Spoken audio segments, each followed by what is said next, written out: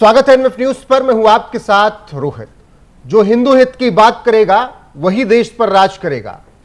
तुष्टीकरण की राजनीति कांग्रेस को बंद कर देनी चाहिए। अब यूसीसी का बिल जब मध्य प्रदेश की विधानसभा में मुख्यमंत्री मोहन यादव पेश कर रहे थे तो उन्होंने इन्हीं शब्दों के साथ शुरुआत की।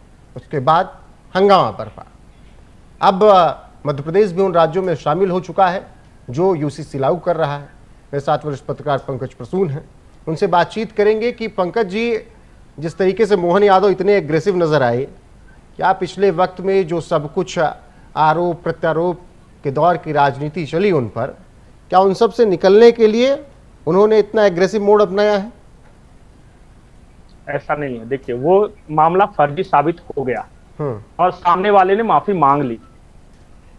जिसने मोहन यादव पे आरोप लगाया था वो सामने वाला भी हो गया और वो मामला फर्जी था, वो खत्म हो गया। अब आते हैं विधानसभा यूसीसी पर। बिल्कुल। अब उसके बाद ये यूसीसी वाला एक खुशखबरी ये है कि मध्य प्रदेश विधानसभा में यूसीसी बिल पास हो गया।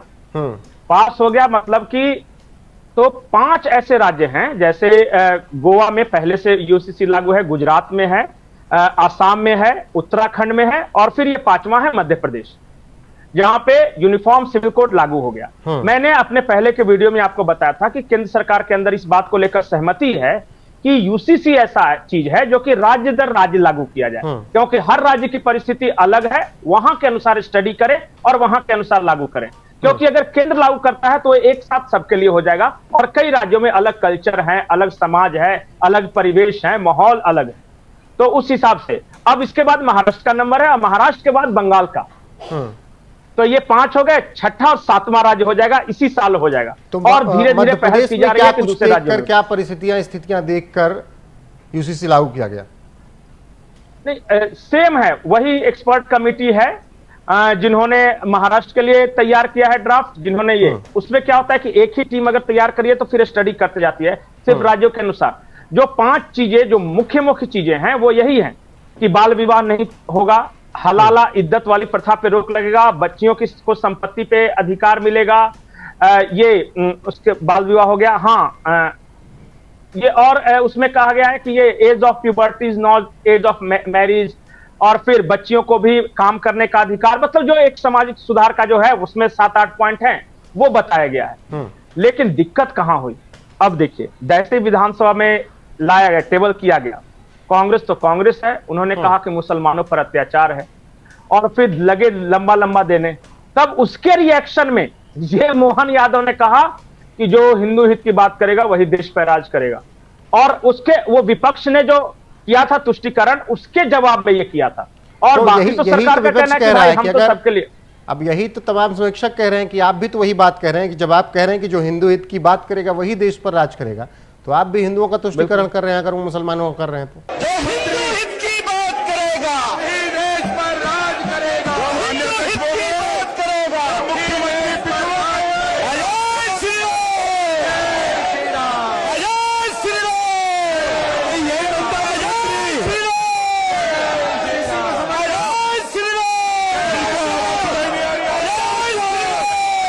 नहीं, वो रिएक्शन था। देखिए, सरकार ने अपने भाषण में ऐसे शुरू किया कि ये सामाजिक सुधार का कार्यक्रम है, ये हर किसी के लिए।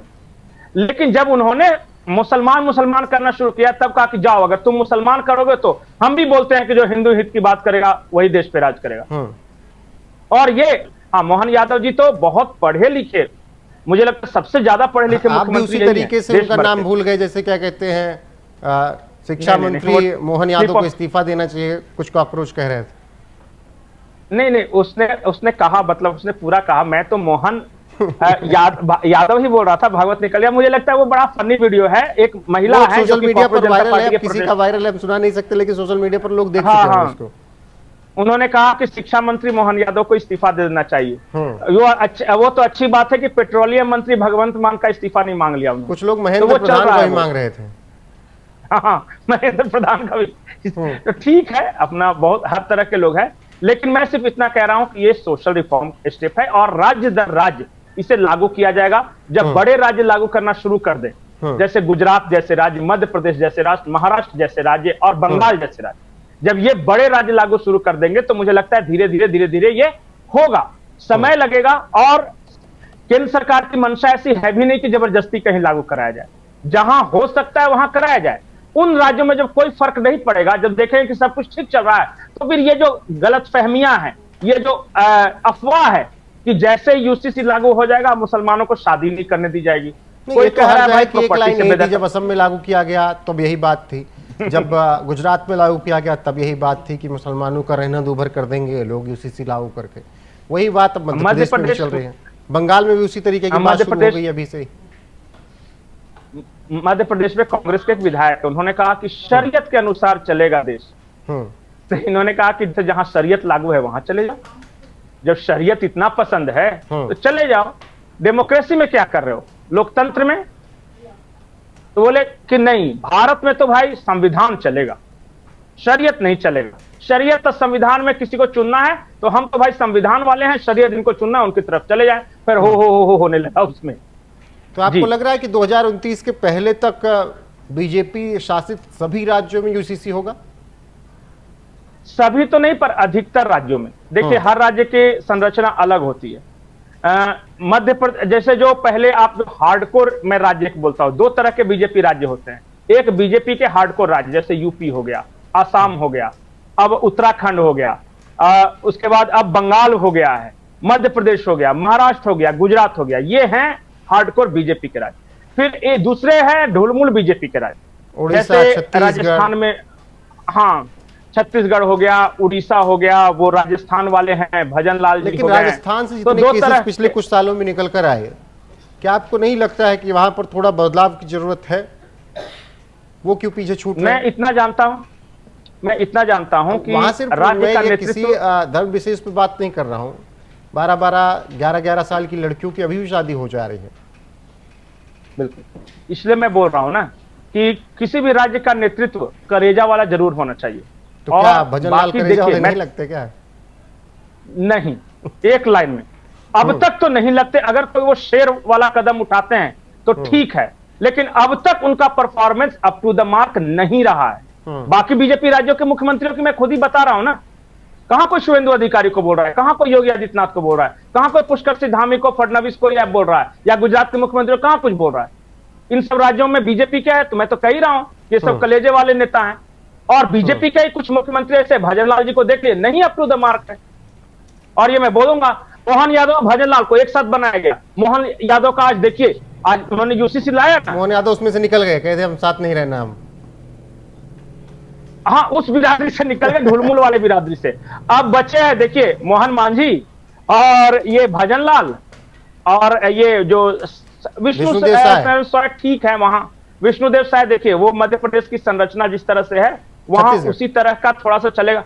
हाँ, बहुत ज्यादा वहां पे यूपी स्टाइल नहीं चलेगा, लेकिन फिर भी थोड़ा सा, और वो कलेजा वाला जिसको मैं बोलता हूं। और राजस्थान ने तो सबसे ज्यादा निराश किया।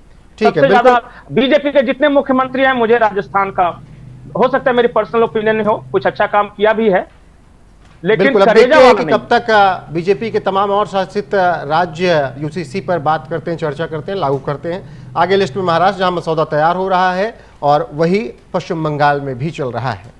फिलहाल मध्य प्रदेश में लागू कर दिया गया, और ऐसे में जो कुछ भी मध्य प्रदेश में मुख्यमंत्री मोहन यादव ने विधानसभा में कहा, कांग्रेस से तीखी बहसबाजी भी हुई, उस पर आपकी टिप्पणी क्या है, कमेंट सेक्शन में जरूर बताइएगा।